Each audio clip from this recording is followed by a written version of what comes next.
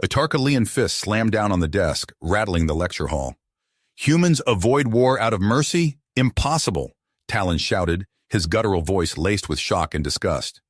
The young alien warrior glared at the human professor, Dr. Ricky Mitchell, demanding an explanation for this ludicrous claim. Dr. Mitchell had been discussing humanity's role in the Great Galactic War, centuries past. But instead of regaling the class with tales of epic human conquests and military triumphs, the professor described how humans largely avoided direct combat. They used diplomacy, economic pressure, and selective alliances to achieve their aims, a strategy completely alien to the Tarkalian worldview.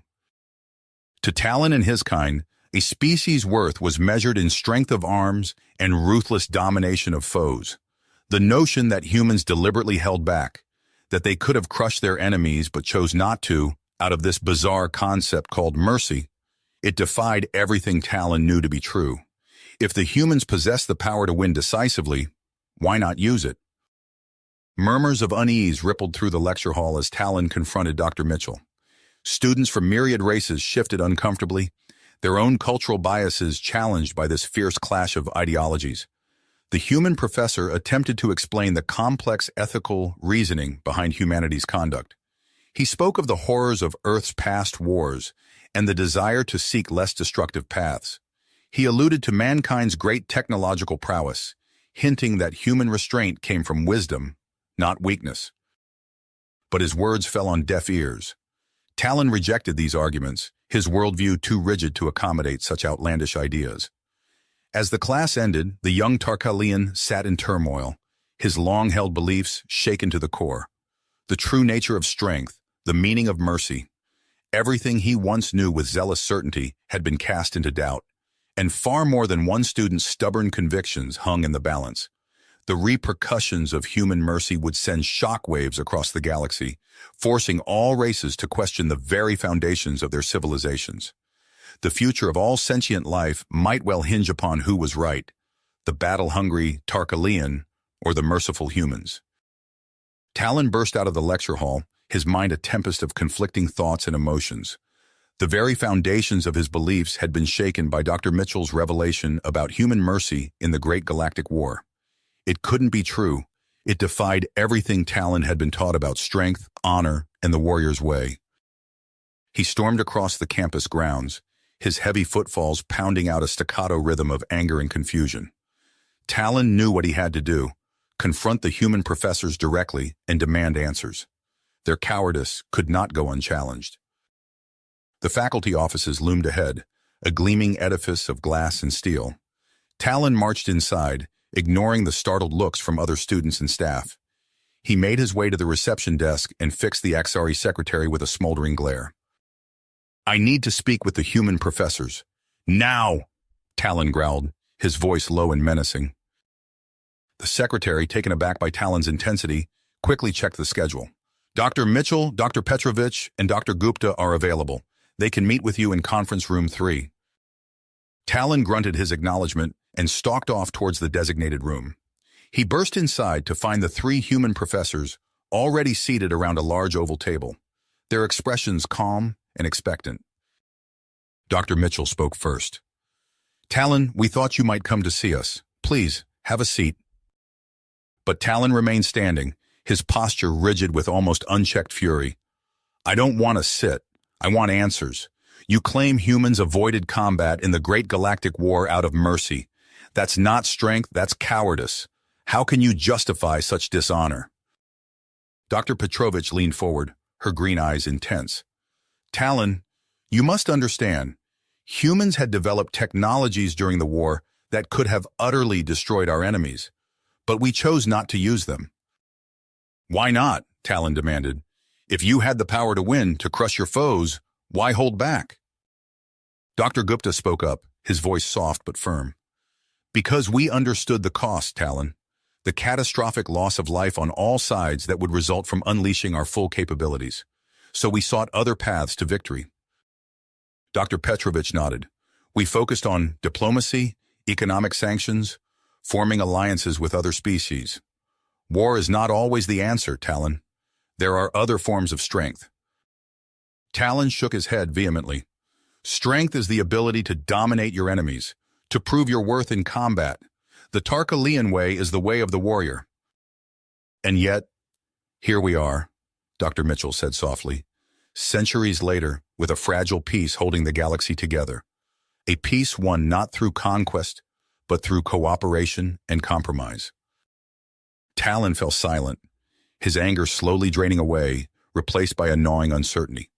The human perspective was so alien, so contrary to everything he believed. And yet, could there be some truth to it? Dr. Gupta seemed to sense Talon's inner turmoil. We don't expect you to change your entire worldview in one conversation, Talon, but we invite you to keep an open mind. Attend some of our other lectures and seminars. Learn more about human philosophy, ethics, and history. You may find that strength comes in many forms. Talon hesitated, torn between his ingrained warrior ethos and a growing curiosity about the human way of thinking. Finally, he gave a curt nod. I will consider it. With that, Talon turned and left the conference room, his steps slower and more measured than when he arrived. The meeting had not quelled his doubts, only multiplied them. As he walked, a figure detached itself from the shadows of the hallway and fell into step beside him. I couldn't help but overhear your conversation with the professors, a female voice said. Talon turned to see Zara, a brilliant Aksari student he'd noticed in some of his classes. Her eyes sparkled with intelligence and a hint of mischief. You showed great courage in confronting them directly, Zara continued. I too have been fascinated by human culture and their role in the Great Galactic War. I've been conducting my own research. Talon raised an eyebrow, intrigued despite himself. And what have you found? Zara smiled enigmatically. Many things. Enough to make me question the official histories we've been taught. I believe there's far more to the story of humanity's actions during the war than meets the eye. She paused, her expression turning serious. Talon, I think we should work together to uncover the truth. Our species, the galaxy itself, may depend on it. Talon considered her words, feeling the weight of destiny pressing upon him. He had set out to challenge the humans' perceived cowardice, but now found himself embarking on a far greater journey, one that could reshape the very fabric of galactic society. He met Zara's intense gaze and nodded slowly. Where do we start? Talon's footsteps echoed through the halls of the Interspecies Academy as he made his way to yet another human lecture. Weeks had passed since his confrontation with the professors, and his thirst for knowledge had only grown. Today's topic, just war theory and human military ethics. He slipped into the auditorium, nodding briefly at Zara, who sat a few rows ahead. The lights dimmed, and a holographic display flickered to life, showing images of Earth's historical conflicts. Throughout human history, began the lecturer, we've grappled with the morality of warfare. The concept of just war emerged as a framework to guide our military decisions. Talon leaned forward, his attention rapt. The lecturer explained principles like proportionality, discrimination between combatants and civilians, and the importance of exhausting peaceful alternatives before resorting to violence. As the presentation continued, Talon's mind reeled. The humans' approach to conflict was so far removed from Tarkalian philosophy that it bordered on incomprehensible, and yet he couldn't deny a grudging respect for their commitment to minimizing unnecessary suffering. The lecture concluded with a bombshell that left Talon stunned. During the Great Galactic War, humanity possessed weapons of unimaginable destructive power. The Nova Cannon could obliterate entire planets. The Singularity Drive created artificial black holes capable of swallowing enemy fleets whole. Murmurs of shock rippled through the audience. Talon's fists clenched involuntarily. If the humans had such devastating technology, why hadn't they used it? The Tarkalian way would have been to crush their enemies without hesitation. As students filed out of the auditorium, Talon remained rooted to his seat, lost in thought. He barely noticed Dr. Mitchell's approach until the professor spoke. You seem troubled, Talon. Care to share your thoughts? Talon looked up, his eyes blazing with a mix of confusion and curiosity. Why? He asked simply. Why hold back such power? Dr. Mitchell smiled sadly. That's a complex question with no easy answer. Perhaps we could discuss it further. If you're interested, I'd be willing to offer you some additional guidance on human philosophy and ethics. Talon hesitated, then nodded. I would appreciate that, Professor. Over the following weeks, Talon divided his time between regular meetings with Dr. Mitchell and clandestine research sessions with Zara. The human professor opened Talon's eyes to humanity's turbulent past, world wars, nuclear standoffs, and the near extinction of their species. We learned the hard way that great power demands even greater responsibility, Dr. Mitchell explained during one of their talks. The scars of our history remind us to always seek peaceful resolutions first. Meanwhile, Zara's investigations yielded more concrete evidence of humanity's pivotal role in the Great Galactic War. Ancient transmission logs, redacted military reports, and whispered accounts from long-lived species all pointed to a carefully orchestrated human strategy of measured intervention and behind-the-scenes diplomacy. They shaped the entire outcome of the war without most races even realizing it, Zara marveled, her eyes gleaming with excitement. But Talon, if this information got out, it could destabilize everything. The power dynamics of the galaxy would be thrown into chaos. Talon nodded gravely, feeling the weight of their discoveries. His worldview, once so certain, now felt like shifting sand beneath his feet. The more he learned of human wisdom and restraint, the more he questioned the relentless aggression ingrained in Tarkalian culture. Yet embracing these new ideals came with its own perils. Talon knew that many of his people would view such a shift as nothing short of betrayal. He'd already noticed suspicious glances from some of his Tarkalian classmates, wary of his newfound interest in human studies. As Talon grappled with his internal conflict, a new threat loomed on the horizon. Whispers reached his ears of a growing movement among hardline Tarkalians. They spoke of reigniting the flames of war, of proving Tarkalian dominance once and for all. Talon realized that his journey of understanding was no longer just a personal quest. The knowledge he'd gained, the perspectives he'd absorbed, might be the key to preventing another devastating conflict. But could he find a way to bridge the gap between human restraint and Tarkalian aggression before it was too late? With renewed purpose, Talon strode towards Dr. Mitchell's office. It was time to put his newfound knowledge to the test and find a way to preserve the hard-won peace that now hung in the balance. Talon's fingers flew across the holographic interface, sifting through encrypted data files with practiced ease. Beside him, Zara's eyes darted back and forth, absorbing information at a dizzying pace. The dim light of the research lab cast long shadows across their faces as they delved deeper into humanity's hidden past. "Look at this," Zara whispered, her voice tinged with awe. She projected a three-dimensional schematic into the air between them. "The Nova Cannon. It's incredible." Talon leaned in, studying the intricate design. The weapon's destructive potential was clear even from the technical specifications. "A single shot could vaporize an entire planet," he murmured, a chill running down his spine. As they continued their clandestine research, more revelations emerged. The singularity drive, capable of bending space-time itself, would have rendered humanity's fleets virtually unstoppable. Yet these formidable technologies remained unused, hidden away as the galaxy teetered on the brink of annihilation. Days turned into weeks as Talon and Zara pieced together the full extent of humanity's arsenal. Each discovery left them more bewildered than the last. How could a species possess such overwhelming power and choose not to wield it? Seeking answers, Talon found himself once again outside Dr. Mitchell's office. He hesitated, his hand hovering over the door sensor. The weight of their findings pressed down on him, threatening to reshape everything he thought he knew about strength and victory. "Come in, Talon," Dr. Mitchell called from inside as if sensing his presence. The office was bathed in warm light, shelves lined with ancient paper books, and holographic displays showing star charts and historical footage. Dr. Mitchell sat behind his desk, his weathered face etched with lines of wisdom and sorrow. Talon took a deep breath. "Professor, we've uncovered evidence of weapons beyond anything we could have imagined. The Nova Cannon, the Singularity Drive. Why didn't humanity use them to end the war swiftly?" Dr. Mitchell's eyes grew distant, as if looking back through centuries of human history. "Ah, Talon, You've touched upon one of the great ethical dilemmas our species has grappled with. He gestured to a chair, inviting Talon to sit. You must understand, Dr. Mitchell continued, humanity's path to the stars was paved with blood and ashes. We nearly destroyed ourselves countless times.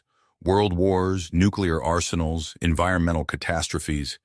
Each brush with extinction taught us a harsh lesson about the responsibilities that come with great power.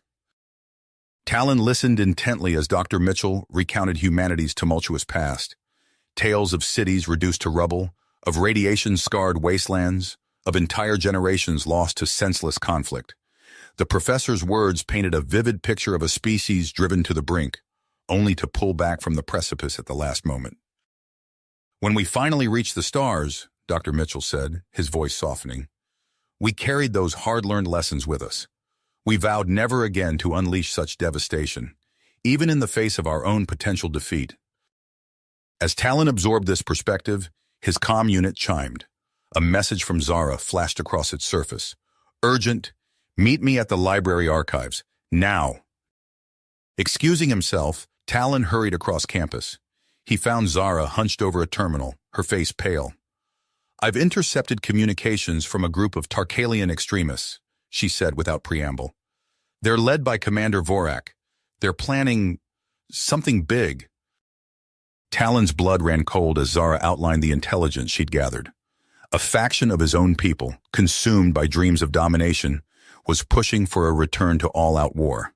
If they learned of humanity's hidden strength, we have to decide what to do with this information, Zara said, her eyes meeting Talon's. If we reveal it, it could spark a new conflict. If we don't, Talon nodded grimly, understanding the impossible choice before them. As the weight of their discovery settled upon his shoulders, he realized that his journey of understanding had only just begun. The true test lay ahead, finding a way to bridge the gap between human restraint and Tarkalian aggression, all while keeping the galaxy from plunging back into the abyss of war. Talon's mind raced as he absorbed the gravity of their situation.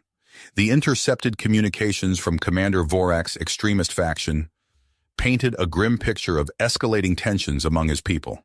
He knew he had to act, and quickly. Zara, he said, his voice low but urgent, we need to share what we've learned, not just about the extremists, but about humanity's true role in the war. Zara's eyes widened. Are you sure? The consequences could be unpredictable. Talon nodded grimly. It's a risk we have to take. My people need to understand the power of restraint.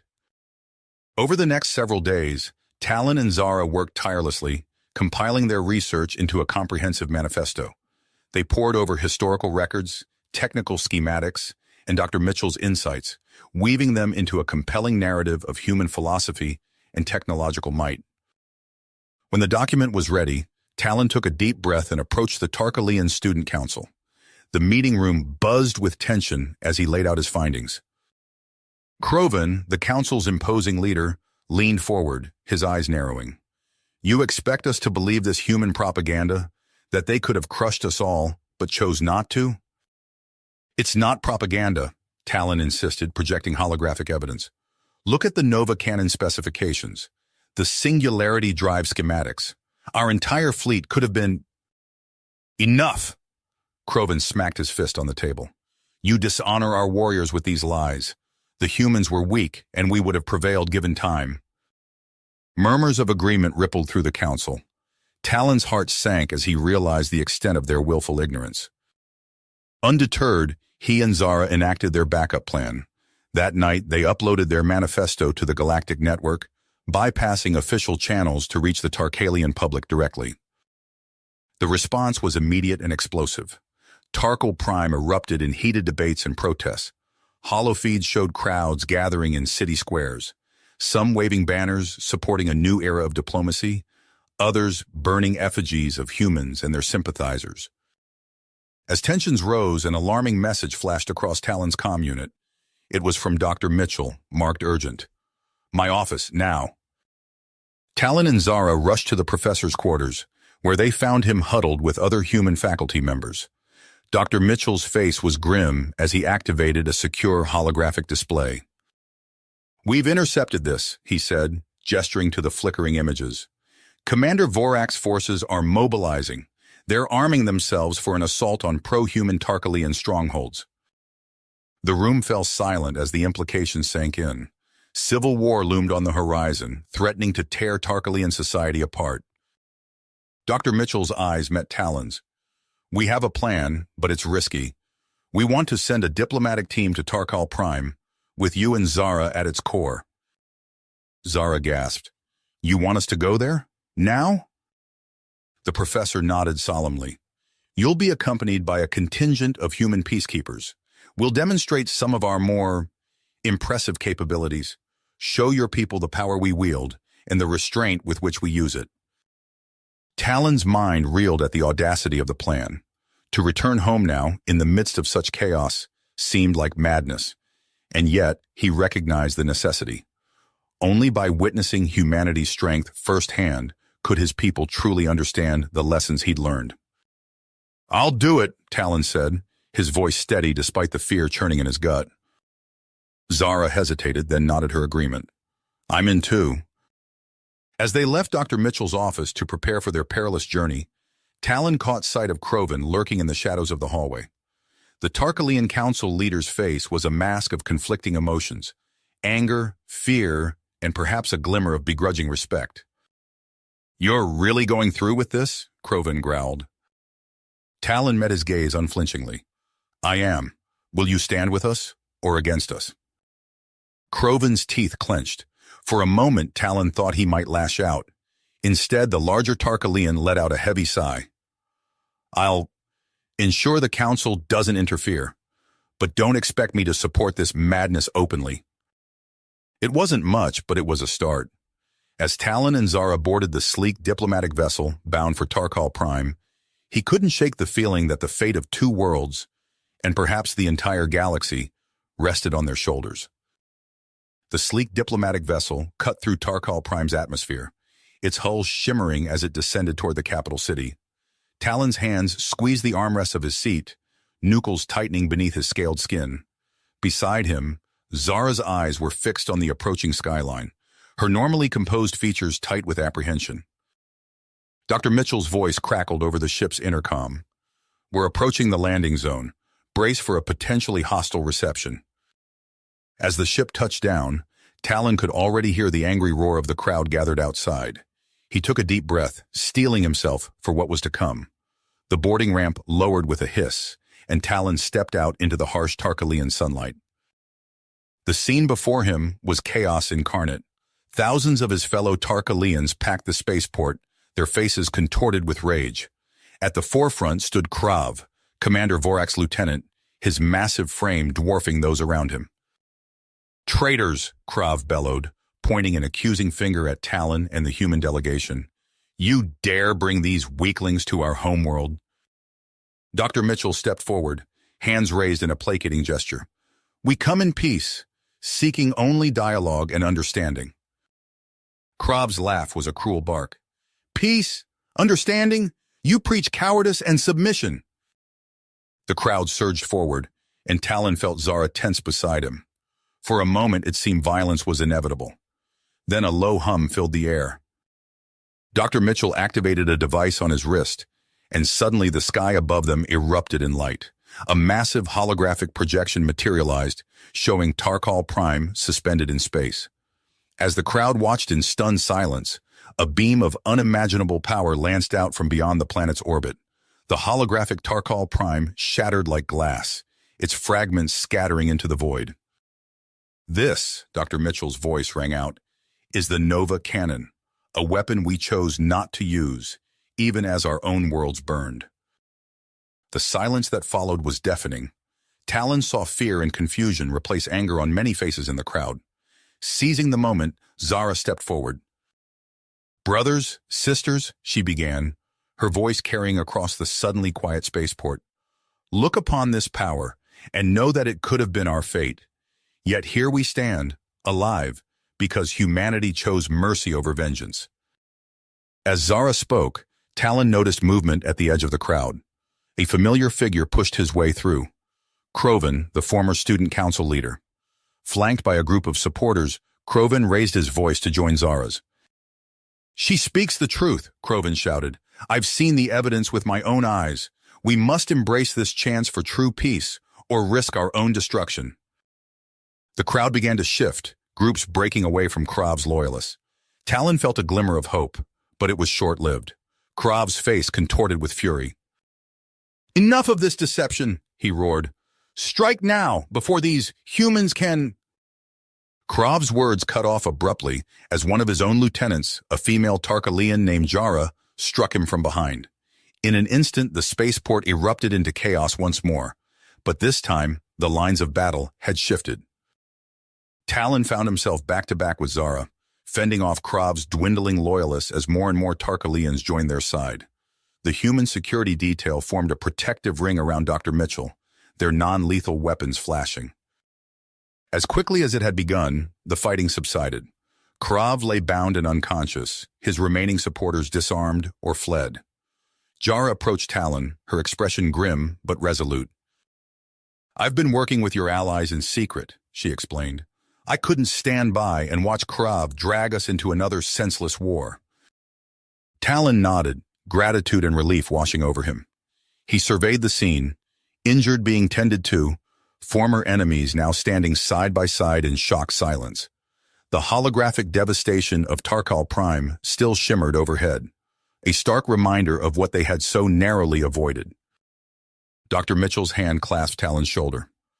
"This is only the beginning," the professor said softly. "The real work starts now."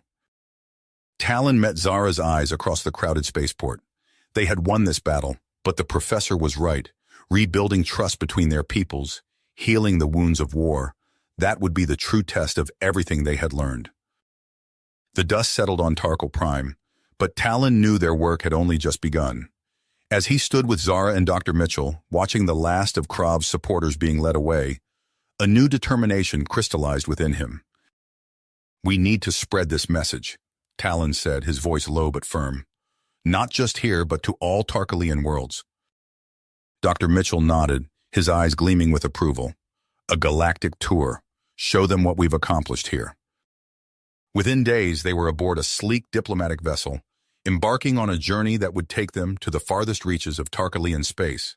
Their first stop, the mining outpost of Kravgor. As their ship approached the barren, rocky world, Talon felt a knot form in his stomach. Kravgor was known for its hardened colonists, many of them veterans of the war with humanity. Convincing them would be no easy task. The landing pad was crowded with sullen miners, their faces etched with suspicion and terrifying hostility. At their head stood Commander Larvik, a grizzled Tarkalian with a cybernetic eye, a souvenir from the war. "So the traitors grace us with their presence," Larvik sneered as Talon and his companions disembarked. "Come to preach your human propaganda?" Talon stepped forward, his voice carrying across the assembled crowd.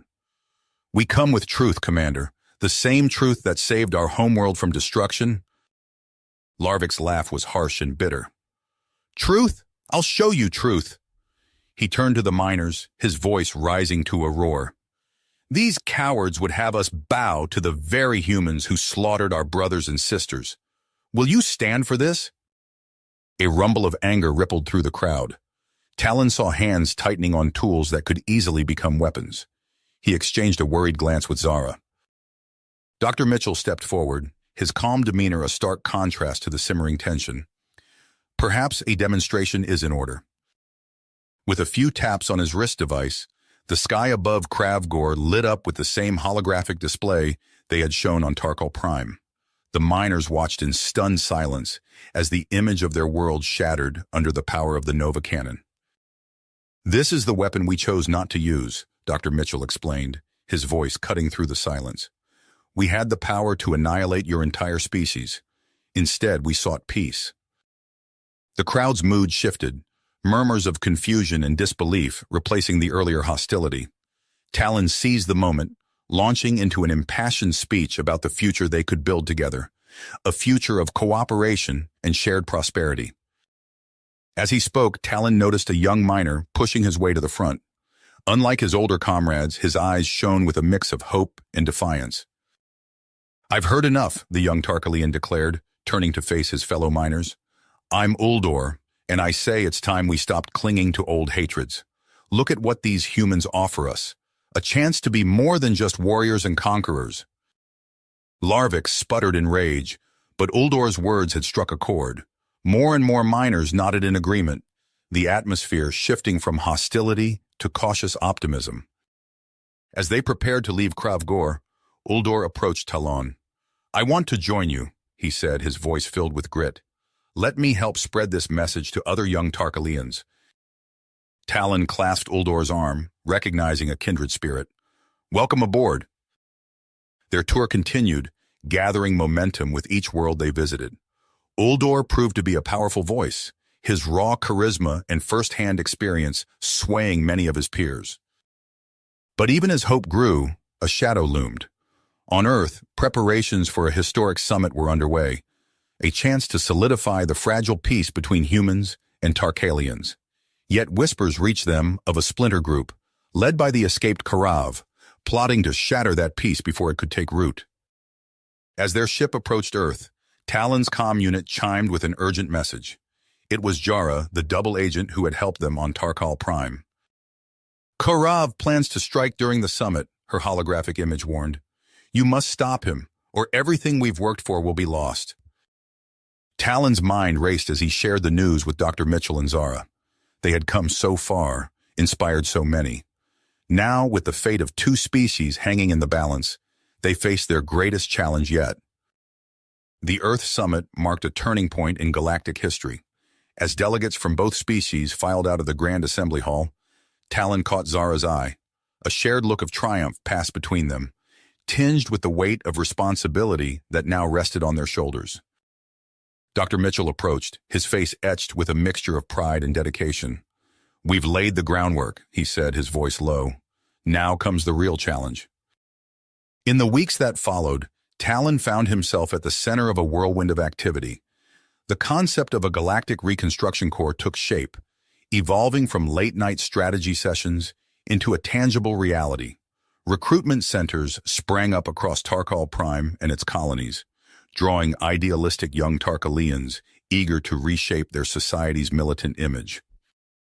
Talon stood before a group of fresh-faced recruits, their scaled features a mix of excitement and apprehension. You're here because you believe in a future beyond conflict, he said, his voice carrying across the training grounds. Together, we'll build that future, one world at a time. Meanwhile, Zara immersed herself in the intricacies of human engineering. She pored over schematics and blueprints, working tirelessly to adapt Earth's most efficient technologies for use across diverse alien environments. Dr. Mitchell's guidance proved invaluable, his decades of experience helping to navigate the complex web of interspecies politics. The Corps' inaugural mission to Draxus 7 loomed large. As their ship descended through the planet's atmosphere, Talon's breath caught in his throat. The devastation below was staggering. Entire cities reduced to rubble, vast swathes of land scorched beyond recognition. By the void, Uldor whispered, his young face pale with shock. Talon set his jaw, pushing aside the guilt that threatened to overwhelm him. This is why we're here, he said firmly, to make this right. The Araxian greeting party that met them was far from welcoming. Colonel Hrusk, a battle-scarred veteran with cybernetic limbs, regarded the Corps with open hostility. So the conquerors return as saviors, Hrusk sneered. How convenient for you.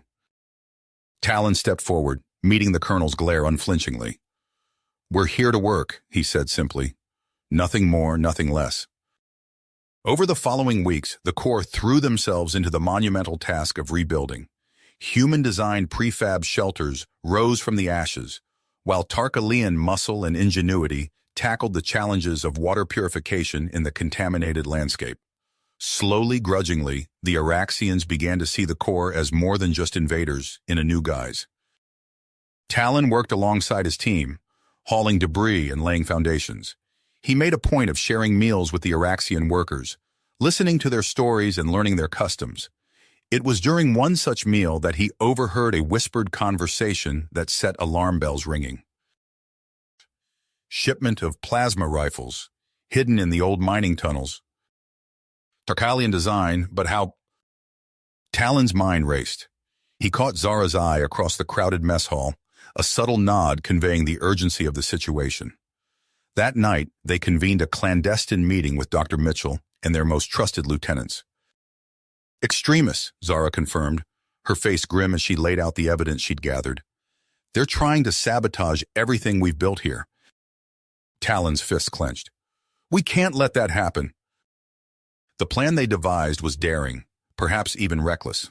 But as Talon led his strike team through the winding tunnels beneath Draxus 7's surface, he knew it was their only choice. Uldor moved silently at his side, while Jara brought up the rear, her enhanced senses alert for any sign of danger. The mercenary stronghold loomed before them, a crude fortress of scavenged metal and stone. Talon raised his hand, signaling a halt. The moment of truth had arrived. Remember, he whispered to his team, we're here to end this without bloodshed. Show them the strength that comes from restraint.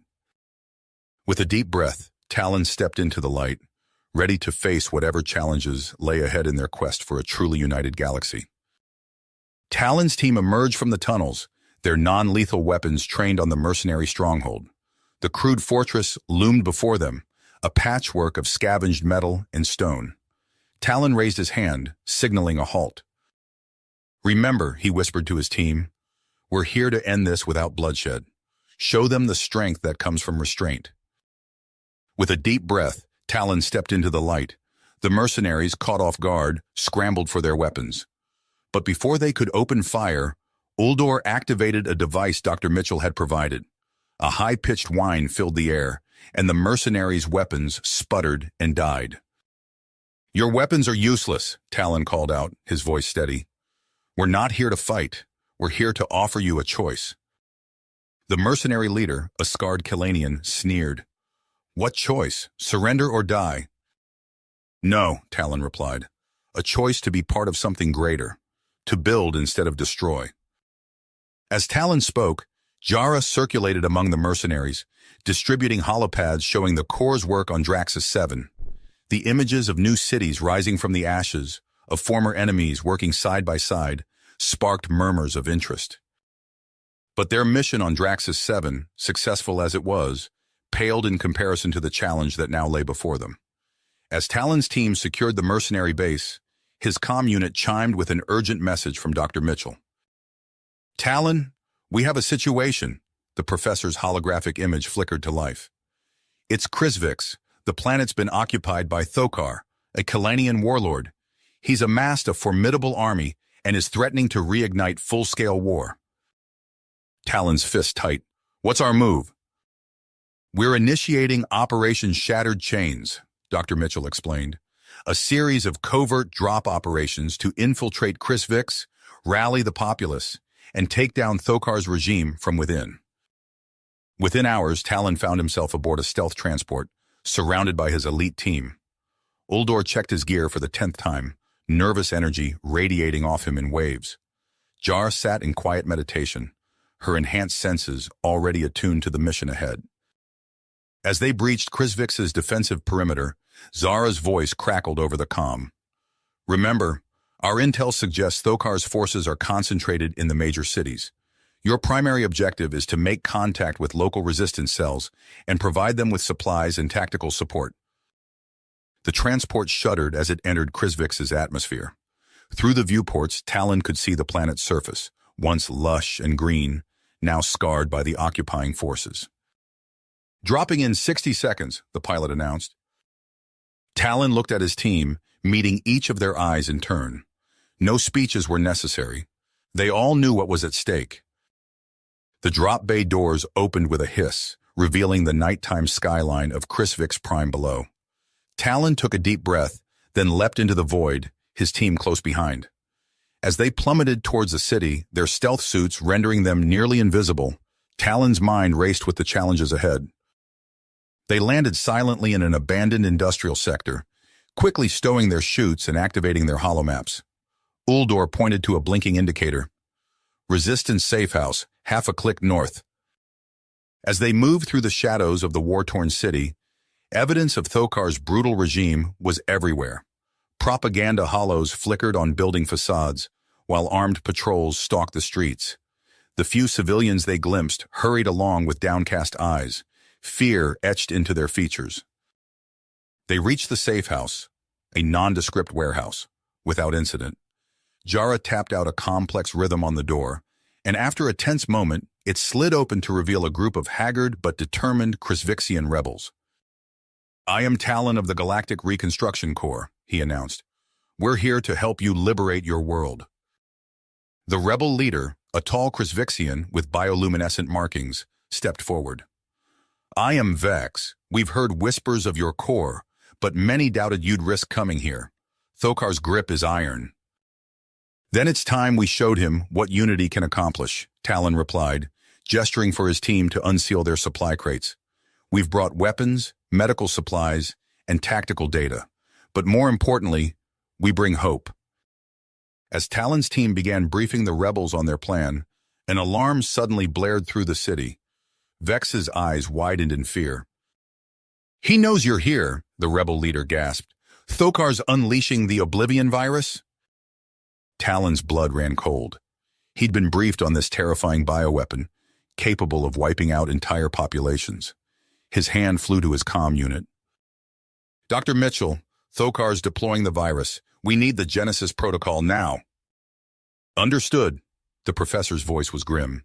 "Initiating countermeasure deployment. Hold tight, Talon. This is going to be close." As sirens wailed and panic gripped the city, Talon and his team raced to the warehouse roof. In the distance, they could see a sickly green mist beginning to spread through the streets. But then, from high above, a shimmering silver rain began to fall. "The Genesis protocol," Uldor breathed in awe. They watched as the silver mist enveloped the green, neutralizing it in a spectacular light show. Within minutes, the threat had been contained, without a single life lost. Talon allowed himself a moment of relief, but he knew their ordeal was far from finished. Thokar would be enraged by this setback, and his next move would undoubtedly be even more desperate and dangerous. "Vex," Talon turned to the rebel leader, his voice filled with urgency. "Gather your people. The real fight for Krisvix begins now." The liberation of Krisvix marked a turning point, but the euphoria was short-lived. As Talon and Zara pored over intelligence reports in the makeshift command center, their faces grew grim. "Another coup on Zyrax Prime," Zara said, her voice tight. "That's the third world this week." Talon's fists clenched. "It doesn't make sense. We dismantled Thokar's network. Where is this coming from?" Dr. Mitchell's hologram flickered to life, his usually composed features etched with worry. "I'm afraid I have some answers, and you're not going to like them." He laid out the truth about the Puritian Concord, a shadowy cult led by the enigmatic Primus Wrath. As the doctor spoke of their xenophobic ideology and growing influence, Talon felt a chill run down his spine. Their grim briefing was interrupted by an urgent transmission. Jara's face appeared, grainy and distorted. "Talon, Discovery, urgent." The signal cut out, replaced by a set of coordinates. Hours later, Talon's ship dropped out of hyperspace near an uncharted system. They found Jara's vessel adrift, its hull scarred by weapons fire. Boarding with trepidation, they discovered their comrade slumped in the cockpit, barely clinging to life. "Oblivion virus," Jara gasped, blood trickling from her mouth. "They've perfected it. And worse, human weapons, Nova Cannon, Singularity Drive." Her eyes glazed over, and Talon felt her go limp in his arms. He gently closed her eyes, a lump forming in his throat. The journey back to GRC headquarters was tense and silent. As they approached, alarms blared. The station was under attack. "Conquered forces!" Zara snarled, bringing their ship in low and fast. They fought their way through corridors littered with bodies, the air thick with smoke and the scent of ozone. Concord zealots hurled themselves at them with suicidal fervor, screaming about purification and the taint of alien influence. In the heart of the command center, they found Dr. Mitchell and the surviving human envoys barricaded behind makeshift defenses. The doctor's face was ashen as he revealed the extent of the Concord's infiltration. "Even your own people, Talon," he said softly. "They've turned some of your highest-ranking officers." A movement caught Talon's eye. Uldor emerged from the shadows, his eyes wild and unfocused. "For the purity of the galaxy!" he screamed, raising a weapon towards Dr. Mitchell. Time seemed to slow. Talon saw the finger tightening on the trigger. He saw the years of friendship, of mentorship, flash before his eyes. And then he saw his own blaster rise, felt the recoil as he fired. Uldor crumpled, a look of confusion replacing the manic gleam in his eyes. Talon knelt beside his old friend, watching the light fade from his gaze. In the stunned silence that followed, alarms continued to blare. Reports flooded in of worlds falling to Concord influence, of the virus of ideology spreading unchecked.